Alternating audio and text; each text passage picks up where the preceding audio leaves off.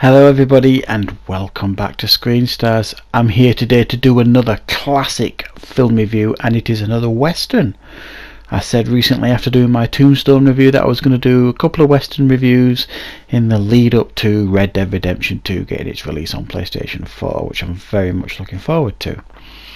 And the second film that I'm doing my classic film review is 1976's The Outlaw Josey Wales, that stars Clint Eastwood and Sandra Locke. And this is easily right up there with my favourite westerns of all time. I think that personally this is Clint Eastwood's best western. He's done a lot of great westerns, but for me this is right up there as his best western. And this focuses on Clint Eastwood's character Josey Wales, who at the beginning of the movie you see his family, his wife and his children being murdered by a renegade group of Union soldiers. So once he's and they attack him and he gets like this scar down one side of his face, they think he's dead, and when he recovers and after he mourns his family, he basically becomes a killing machine, and he joins the Confederates, or like a guerrilla faction of the Confederate army, to basically track down any Union soldiers he can get his hands on and kill them, but in the hope that he will find those rebel soldiers that killed his family eventually. And so he becomes this killing machine, an absolute beast really. And at the beginning of the film you see, they've been going on the rampage, these Confederates, and they make a deal with the Union, and their leader says, we're going to go to this place, we're going to meet up with them, we're going to make a deal, and we can, it's all peacetime now. And Clint Eastwood doesn't believe a word of it, and he warns everybody against it, and he refuses to go. So all of his friends, all of his comrades go to this meeting point, and lo and behold, it's an ambush as he expected. So he charges in, tries to rescue them, and he only manages to rescue this young boy who was part of his one of his comrades, who is gravely wounded in the process. Gets out, tries to look after this boy, goes cross country, gets into all sorts of gunfights, and then eventually, and I'm cutting out a big chunk of the film here, but eventually he meets up with this elderly Red Indian who's hilarious, and he becomes part of his crew. So he's like this one-man army, but he's being followed around by all these people he doesn't want. He's got this boy initially, then he got this Red Indian, this Indian woman, this dog that keeps following him about. And the great thing about this film is it's got a layer of humour as well. I mean, he's always chewing tobacco and spitting it on the floor, and he hates this dog, and he keeps seeing spit, and this spit would land on this dog, this tobacco. I mean, he's an awful character, but he's got this heart in there as Josey. So he wants to be on his own, but he can't be on his own. He's being followed around everywhere by everybody. And then eventually he gets to this group of people that's going cross country, and they are attacked by these outlaws.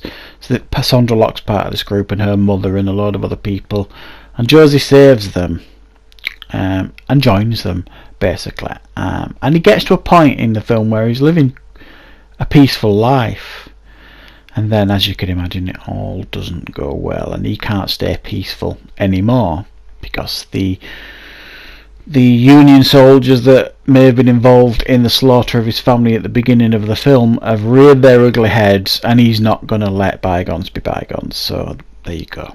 And at this point he's now in a relationship with Sandra Locke in the film, and she doesn't want him to do anything like this anymore. Brilliant film. I haven't really done it justice with that description, because it's an epic western is this. I mean, epic. Clint Eastwood, the character, is completely iconic in this film, Josey Wales. I remember watching this film with my dad when I was young, and just awestruck by Clint Eastwood. This is one of my earliest memories of Clint Eastwood in the movies, that my dad would let me watch anyway, because it was actually rated a PG, this film. which is staggering when you consider the violence in it. And there's actually an attempted rape scene in this film, and there's some nudity at times as well, I believe.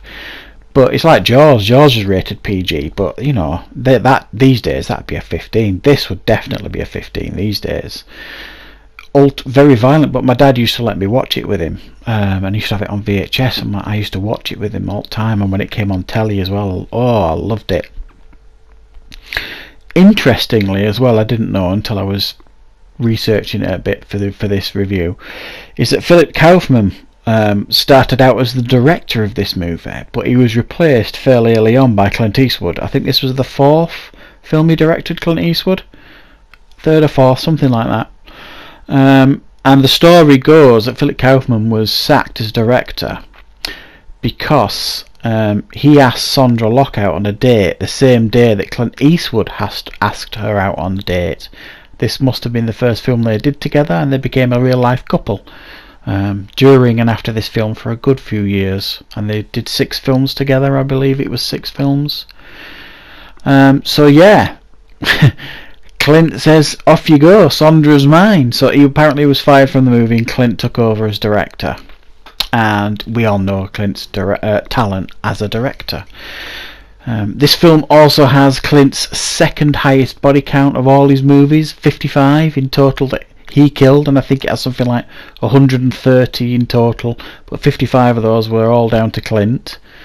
And in regards to his highest body count, put it in the comments, guys. You put it in the comments as to what you think the film is that generates the highest body count for Clint Eastwood. It might surprise you what it is. So yeah, guys, I've got to say, the Outlaw Josey Wales, a truly incredible western, full of really epic moments. I mean, there's a scene where there's a gunfight, and he's coming out of this store with these groceries, and these by this time there's wanted posters everywhere, and these soldiers recognise him. There's about 4 of them, and then they look at him, and he's still carrying these groceries, and he looks at them and he says, "Look, are you going to draw those pistols? Or are you just going to stand there whistling Dixie?" And they draw. As they start drawing, he drops the groceries and takes them all out, apart from one. It's so epic. I mean, as a kid watching that, it just blows your mind. It was an amazing scene. And the elderly Indian guy, he gets the 4th one. And when he was talking later on to the Red Indian character and explaining how he did that, he says, Josey Wales says to the Red Indian character, says, "I didn't need to worry about the 4th one because I knew you'd take him out." It was just amazing. I just adore this film. I can watch it endlessly. It's truly fantastic, and if you've never seen The Outlaw Josey Wales, oh, boys and girls, you must get it watched. So there you go, guys. It's a 9.5 out of 10 for me, this one. The only reason it's not 10 out of 10 is because it portrays, if you like, Josey Wales as this some kind of superhuman character almost. You never really feel like he's in any threat. So that's the only reason I've dropped it even slightly. But fantastic film, guys. So please, thank you very much for watching. Put it in the comments if you've seen this film and what are your thoughts on it. Thanks for watching, everybody.